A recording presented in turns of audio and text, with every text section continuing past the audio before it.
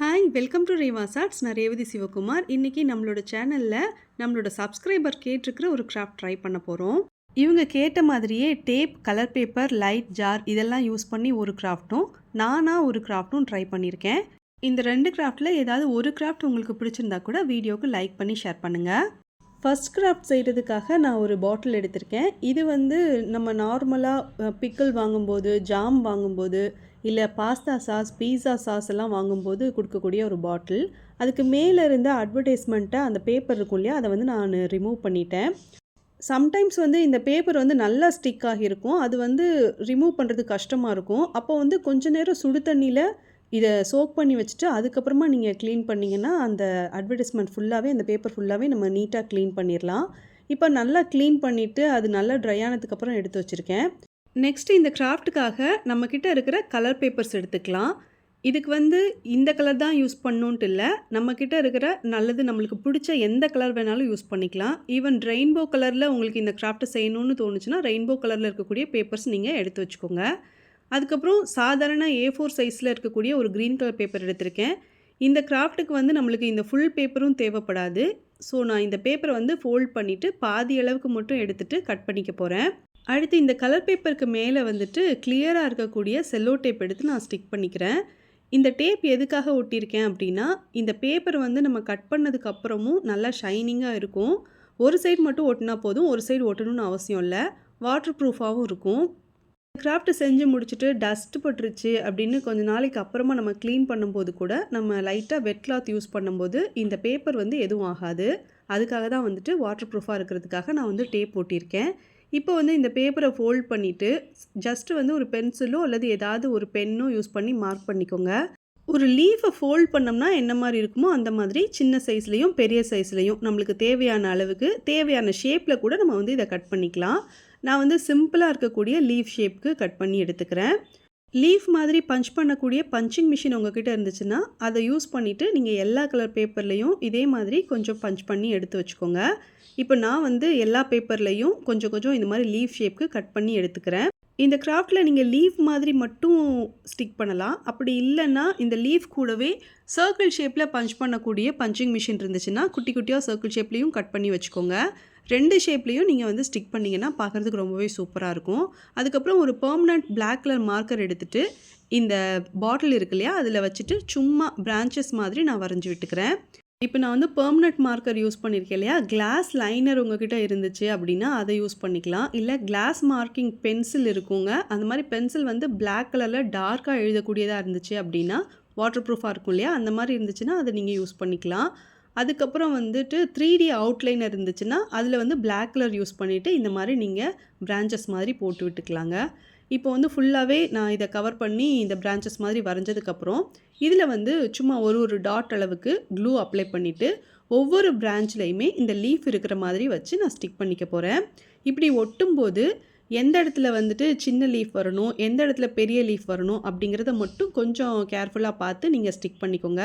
அதே மாதிரி பக்கத்தில் ஒரே கலராக வராமல் நீங்கள் அப்படியே எடுத்து ரேண்டமாக நீங்கள் ஸ்டிக் பண்ணிங்கன்னா பார்க்குறதுக்கு ரொம்பவே சூப்பராக இருக்கும். இப்போ நான் ஃபுல்லாகவே ஸ்டிக் பண்ணி முடிச்சிட்டேன். இது பார்க்குறதுக்கே நல்லா கலர்ஃபுல்லாக ரொம்பவே சூப்பராக இருந்துச்சு. அடுத்து இந்த பாட்டிலுக்கு மேல் பக்கத்தில் அப்படியே எம்டியாக இருக்கு இல்லையா, இந்த இடத்துல நீங்கள் க்ளூ அப்ளை பண்ணிவிட்டு உங்களுக்கு பிடிச்ச மாதிரியான கிளிட்டர்ஸை இதுக்கு மேலே நீங்கள் ஸ்ப்ரெட் பண்ணிக்கலாம். அப்படி இல்லைன்னா ஜூட் த்ரெட்டோ இல்லை இந்த லீஃப்லலாம் நம்ம கலர் கலராக ஒட்ட வச்சுருக்கோம்ல, அந்த கலரில் ஏதாவது ஒரு கலரில் இருக்கிற woolen த்ரெட் எடுத்துகிட்டு நீங்கள் அதை ஃபுல்லாகவே சுற்றிட்டு நீங்கள் க்ளூ யூஸ் பண்ணி ஸ்டிக் பண்ணிக்கலாம். நான் இதில் பிங்க் கலரில் இருக்கக்கூடிய கிஃப்ட் ரேப்பிங் ரிப்பன் இருந்துச்சு, அதை எடுத்து க்ளூகன் யூஸ் பண்ணி ஸ்டிக் பண்ணிட்டேன். இதை ஸ்டிக் பண்ணதுக்கப்புறம் இதிலையே ஒரு பவு ஒன்று செஞ்சுட்டு அதுக்கு சென்டரில் ஒரு ஒயிட் ஸ்டோன் ஒன்று ஸ்டிக் பண்ணி இந்த கிராஃப்டை கம்ப்ளீட் பண்ணிட்டேன். இப்போ இதுக்குள்ளே LED லைட் எடுத்து உள்ளே வச்சுட்டு அதுக்கப்புறமா ஆன் பண்ணி பார்த்தீங்கன்னா ரொம்பவே சூப்பராக இருக்கும். இந்த மாதிரி ஸ்ட்ரிங் லைட்டுக்கு பதிலாக தனித்தனியாக LED லைட் கிடைக்குதுங்க. அந்த மாதிரி லைட் கிடைச்சா கூட நீங்கள் யூஸ் பண்ணிக்கோங்க. உங்ககிட்ட ஸ்ட்ரிங் லைட்டோ அல்லது LED லைட்டோ இல்லைன்னா இதுக்குள்ளே ஒரு கேண்டில் வச்சுட்டு அந்த கேண்டிலை ஃபயர் பண்ணிவிட்டு இது ஒரு கேண்டில் ஹோல்டர் மாதிரி யூஸ் பண்ணலாம். பார்க்குறதுக்கு ரொம்பவே அழகாக இருக்கும். இப்போ செகண்ட் கிராஃப்ட் செய்கிறதுக்காக நான் ஒரு பாட்டிலை வந்து நல்லா க்ளீன் பண்ணி எடுத்து வச்சுருக்கேன். இதுக்குள்ளே வந்து சாதாரணமாக உங்ககிட்ட எந்த க்ளூ இருக்கோ அந்த க்ளூ வந்து போர் பண்ணிக்கோங்க. சும்மா கொஞ்சம் மட்டும் போர் பண்ணிவிட்டு ஒரு ப்ரஷ் யூஸ் பண்ணிவிட்டு இதை வந்து நல்லா ஸ்ப்ரெட் பண்ணி விட்டுக்கலாம். இது வந்து ஃபுல்லாகவே இந்த பாட்டில் முழுக்க இந்த க்ளூ போடக்கூடாது. இந்த பாட்டிலோட அடிப்பக்கத்தில் மட்டும் இந்த க்ளூ இருக்கிற மாதிரி நான் வந்து கொஞ்சமாக ஸ்ப்ரெட் பண்ணியிருக்கேன். இப்போ இதுக்குள்ளே நம்மளுக்கு பிடிச்ச மாதிரியான கலரில் இருக்கக்கூடிய கிளிட்டர்ஸ் வந்து யூஸ் பண்ணிக்கணும். நான் வந்து பிங்க் கலரில் இருக்கிற கிளிட்டர்ஸ் எடுத்துக்கிறேன். இப்போ நான் இதை வந்து ஒரு ஃபேரி லைட் மாதிரி செய்ய போகிறேங்க. அதனால இந்த பிங்க் கலர் நான் யூஸ் பண்ணியிருக்கேன். நீங்கள் வந்து ஃபேரி வைக்கிறதுக்கு பதிலாக மர்மைட் வைக்கிறீங்க அப்படின்னு வச்சுக்கோமே, அப்போ வந்துட்டு பிங்க் கலரில் இருக்கக்கூடிய கிளிட்டர்ஸ்க்கு பதிலாக ப்ளூ கலரில் சி தீமில் பண்ணுற மாதிரி ப்ளூ கலர் கிளிட்டர்ஸ் வந்து யூஸ் பண்ணிங்க அப்படின்னா சூப்பராக இருக்கும்.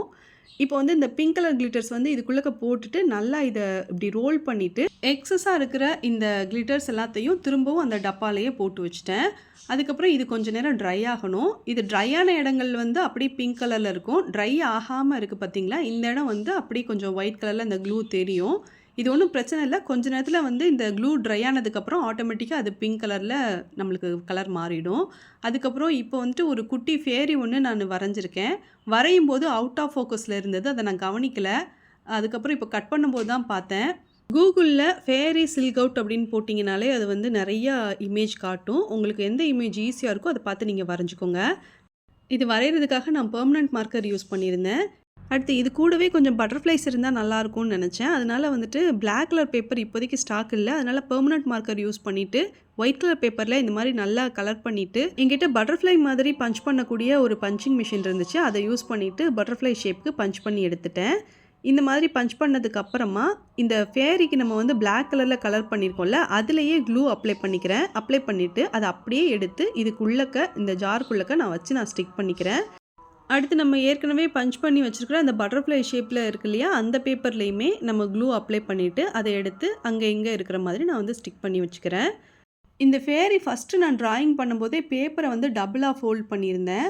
அப்படி ஃபோல்ட் பண்ணிவிட்டு நான் ட்ராயிங் பண்ணிவிட்டு கட் பண்ணதுனால எனக்கு வந்து சேம் சைஸுக்கு 2 ஃபேரி கிடச்சிருந்தது.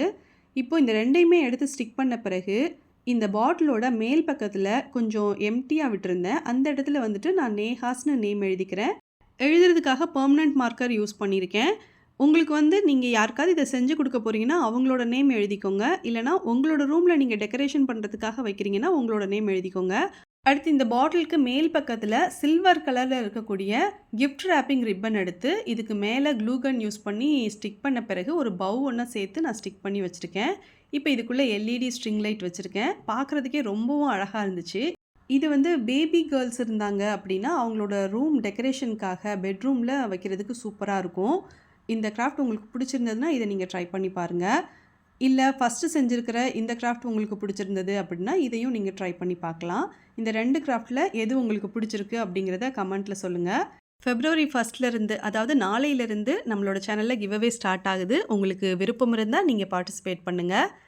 தேங்க்ஸ் ஃபார் வாட்சிங்.